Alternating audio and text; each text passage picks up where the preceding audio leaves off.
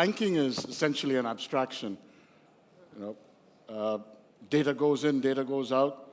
One of my friends, a professor at Boston, said that all businesses that used to be hierarchies of products and customers are now morphing into networks of relationships and capabilities. So trying to understand that, you sort of realize that if software is all about data in, data out, and banking is all about data in, data out, and they're both abstractions, where the two abstractions meet starts getting interesting. So I'm going to spend the next 10, 11 minutes walking through my perception of what's happening in that part of the industry, hoping to set the scene for the rest of the day and give you a relatively gentle start to the after-party morning.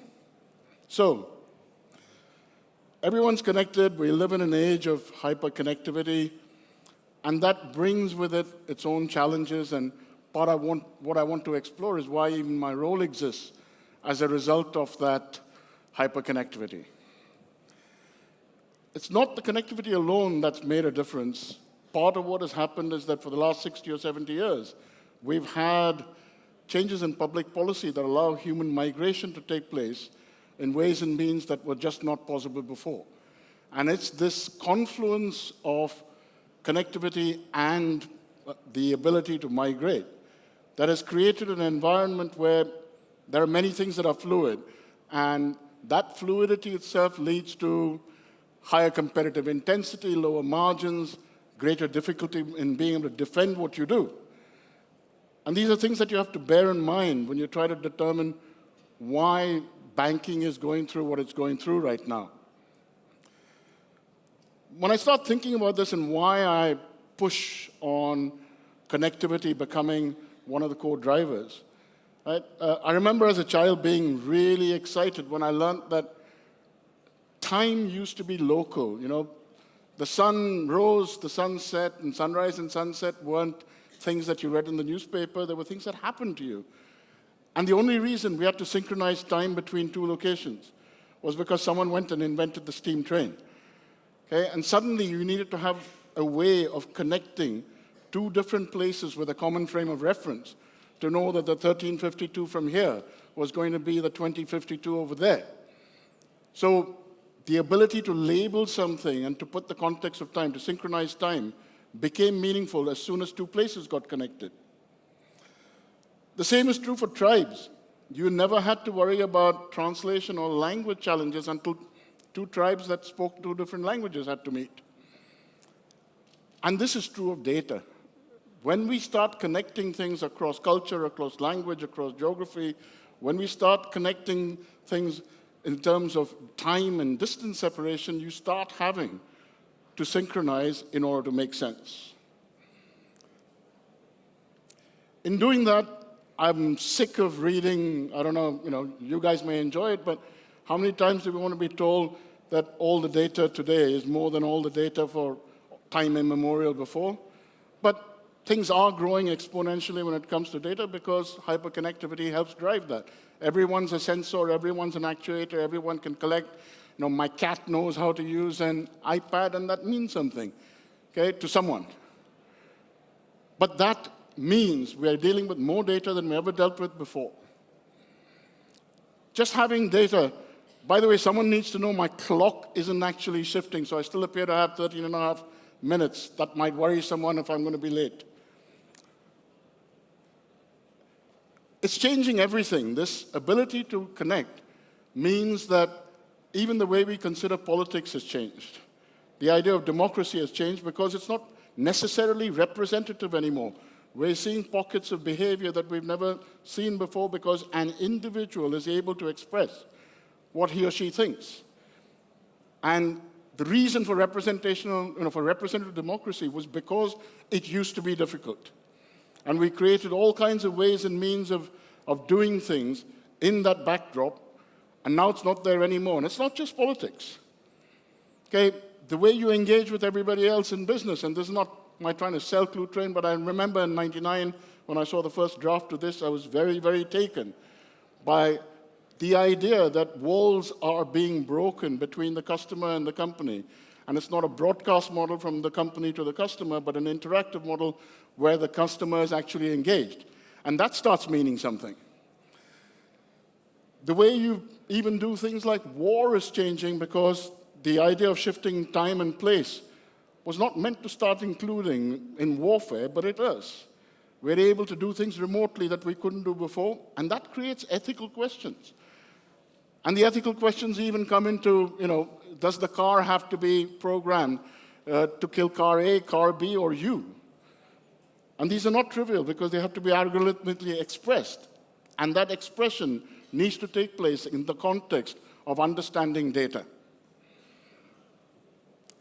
I had to fly here, and the theater of security is itself one other place where getting the data right starts meaning something. I mean, whenever I hear about espionage and everything else, I said, do me a favor, I will pay somebody 1,500 quid a month, a year, whatever, just to be able to be identified in such a way I could get on a plane and off a plane without the hassle. Okay? But it has changed. And all these changes, if you take something like Uber, right? You may look at all kinds of different ways of thinking about Uber, but what attracts me, what gets me interested is it's an example of something that's happening everywhere, whether it's Airbnb, whether it's Facebook, whether it's eBay, whether it's Amazon. We're able to discover inventory because it's shareable in ways we couldn't before. And when you reduce the cost of discovering inventory, you're able to exchange inventory. You're actually able to reduce waste in ways you couldn't before. The law has to change and continues to change is under pressure because this hyper-connected world where we're able to connect with each other, share inventory, exchange inventory, trade inventory, influence how we are governed and how we govern, how we do business, how we relate to each other, starts making questions about every aspect of privacy. There are so many elements of it where there is public good with private harm, as it were. This trade-off between safety and security and an individual's rights starts becoming hard, but we never forget the fact that the data that is made available as a result of these billions of sensors and actuators is what is changing the market. You start changing the way you store the data, so the network databases suddenly become something more meaningful because it's to be able to distribute and scale and do it in a way where it's cost-effective starts becoming possible. And it wasn't possible that long ago. The nature of expertise itself is changing because as soon as you start lowering the barriers to entry for a lot of these things, then our ability to be holier than thou, to be in that separate place and claim that I am special is being threatened. Competitive intensity changes even at the human level. The way you have to be able to build standards and protocols to be able to do this also changes because you constantly have this tension about do you do it top-down with a small group of experts or do you do it bottom-up so that it's through adoption that the standard is created. Both are right, but you have to choose which one is more meaningful for the market you operate in. We're changing everything about who we are because of the fact that we're related. No man was an island, is an island, or will be an island. But unless we understand that the nature of how we are connected is fundamentally different from how we used to be connected, and that is changing the way we have to think, feel, and act, we don't understand the role of data. And data itself has no relevance. In a way, you have to know the context. The ability to capture context, the metadata, is that much cheaper than it used to be. Therefore, we are able to extract value from the contextual awareness. And suddenly, it's not bits, it's not bytes, it's meaning. These are not things that are new. If you read any part of what Richard Feynman has been saying about how you create plants from the air rather than from the ground, how somebody like Christopher Alexander has been talking about the nature of order in architecture for many, many years, how Ludwig Boltzmann has been talking about entropy and the nature of information, how somebody like Anton Zeilinger has been through the qubit kind of discussions, but all the way through to the premise that information is the irreducible seed from which everything happens. So when we live in this connected world, it is that basis that becomes critical. But it boils down to trust. When we are all connected, all that we've got left to push against each other, to be able to deal with each other, to trade with each other is trust. Banking has never been about money, it's been about trust. We learned to build fortresses about our data. That meant that the way we dealt with data in almost every institution was as if we were dealing with mother's home cooking. We knew every ingredient, we knew where it came from, we knew where it went, we knew how it was created. We trusted data in institutions like we trusted mother's home cooking. Today, on the other hand, what we have is street food, because these hyperconnections mean that you're bringing in data from all kinds of places. Mobile devices have come in and transformed it. Partnerships and alliances start crumbling through your firewall, and the nature of the information you deal with has fundamentally changed. It's not mother's home cooking anymore, but we don't know any different. Which means that when you walk into most institutions, that's what the data looks like.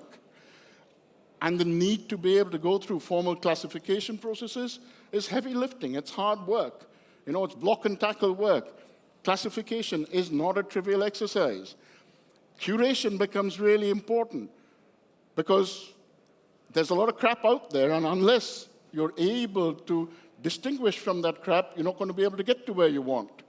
Which is why you have formal courses like this. And I tell you, this is meaningful because unless you start doing this as part of heavy lifting, saying you do the classification, you do the curation, you understand how to be numerate, literate about your digital world, you're not going to get there. Data alone is meaningless. So you need to be able to build the laboratories to be able to deal with data the right way. So the data scientists have that kind of role to play. You need to be able to clean out the stables, because most will inherit places that were built on the wrong trust level.